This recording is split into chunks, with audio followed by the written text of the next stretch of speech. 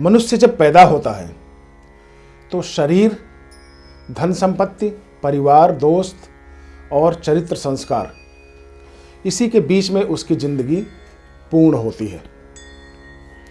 कुछ लोग स्वर्ग को प्राप्त होते हैं, कुछ लोग अधोगति को प्राप्त होते हैं। मनुष्य ऐसी गति को कैसे प्राप्त करता है, आज एक कहानी के माध्यम से हम आपको बता रहे हैं। तो नमस्कार, भव्य भारत न्यूज में आप सभी दर्शकों का स्वागत है। एक समय की बात है कि एक राजा था, उसकी 4 पत्नियां थी। एक से बढ़कर एक सुंदर थी, गुणवान थी, गुणों से युक्त थी।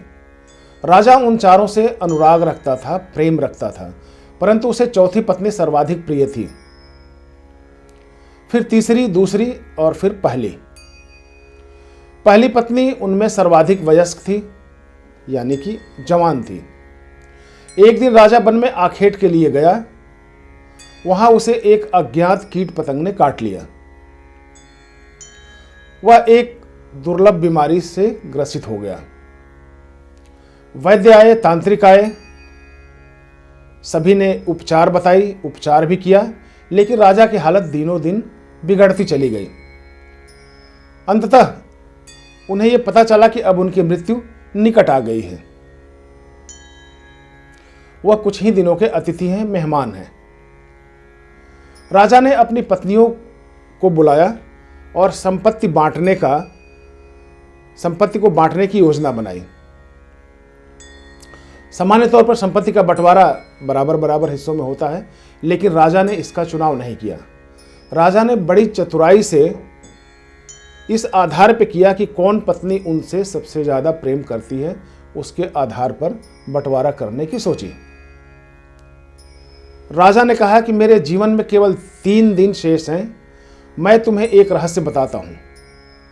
वह रहस्य यह है कि बहुत पहले मुझे एक साधु मिले थे और उन्होंने एक शक्तिशाली यंत्र मुझे दिया था।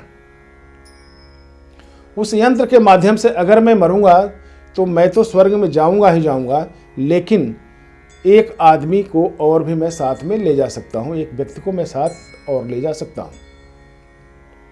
लेकिन इसके लिए मुझे बहुत सारी यातनाओं से जूझते हुए जाना पड़ेगा। नरक में 7 वर्ष व्यतीत करने होंगे। क्योंकि हम एक दूसरे से सर्वाधिक प्रेम करते हैं, इसलिए मैंने यह निश्चय किया कि सबसे पहले मैं तुम्हें अपने साथ ले चलूं। उसने चौथी रानी से आरंभ किया, जो सबसे छोटी थी और जिससे वह सबसे अधिक प्रेम करता था। उन्होंने उससे पूछा कि क्या तुम मरने के बाद मेरे साथ चलोगी?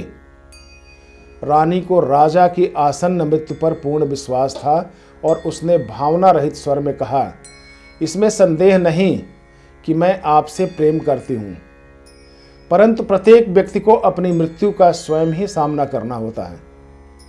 मैं यहां ही रानी के रूप में रहना पसंद करूंगी। मुझे तो प्रेम एवं सत्कार की आदत है। मतलब साफ है कि चौथी पत्नी ने साथ चलने से साफ इनकार कर दिया।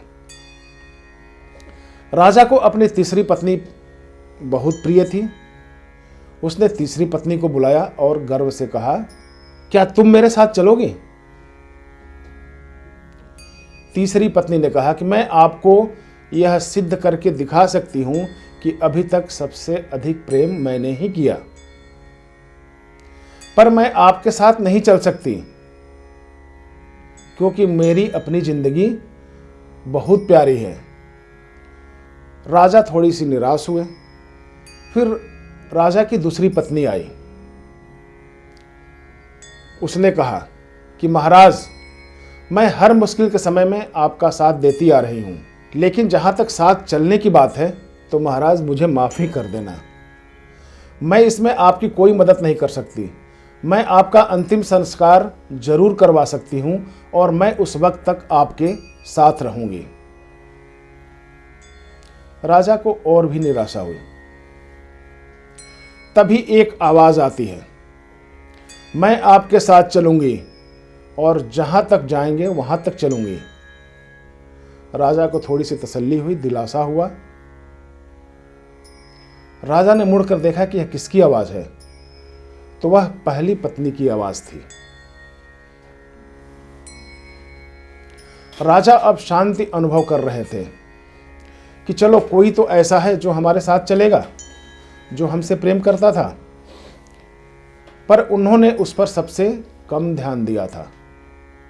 राजा को बहुत शर्मिंदगी महसूस हुई।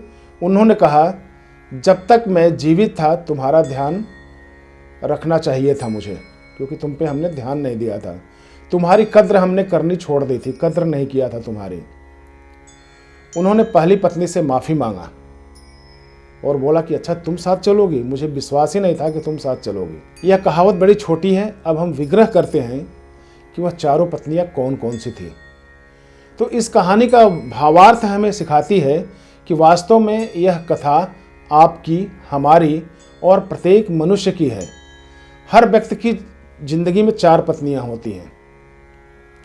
चौथी पत्नी है हमारा शरीर, जिन्होंने राजा के साथ जाने से मना कर दिया था। हम इसे खूब सजाते हैं, गहने पहनाते हैं, अच्छे अच्छे कपड़े पहनाते हैं। आखिर में ये हमारा साथ छोड़ देती है, जो हमारे साथ जाने के लिए तैयार नहीं होती। हमारी जो तीसरी पत्नी है, उसे हम धन और संपत्ति के नाम से जानते हैं। हम जीवन का बहुत सारा समय घर को सजाने, संवारने, भरने में लगा देते हैं। वो भी हमारे साथ नहीं चल सकती। अब बारी आती है दूसरी पत्नी की। दूसरी पत्नी कौन होती है? तो दूसरी पत्नी हमारा परिवार और दोस्त होता है। वो हमारा हर सुख दुख में साथ देते हैं, लेकिन ज़्यादा से ज़्यादा वो आखिरी संस्कार यानी आखिरी समय तक, स्मशान तक जा सकते हैं, सिर्फ अलविदा कहने, पर वो भी साथ नहीं जा सकते। अब आती है पहली पत्नी की बारी। तो पहली पत्नी कौन है? तो पहली पत्नी हमारा चरित्र व संस्कार होता है, जिस पर हम ज़्यादा ध्यान नहीं देते। राजा ने भी यही कहा था।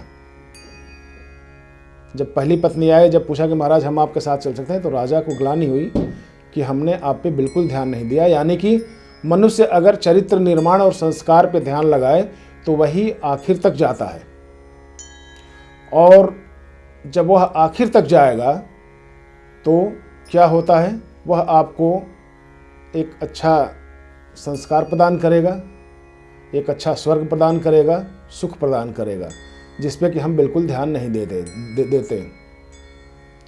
अपना सुधार संसार की सबसे बड़ी सेवा यही होती है।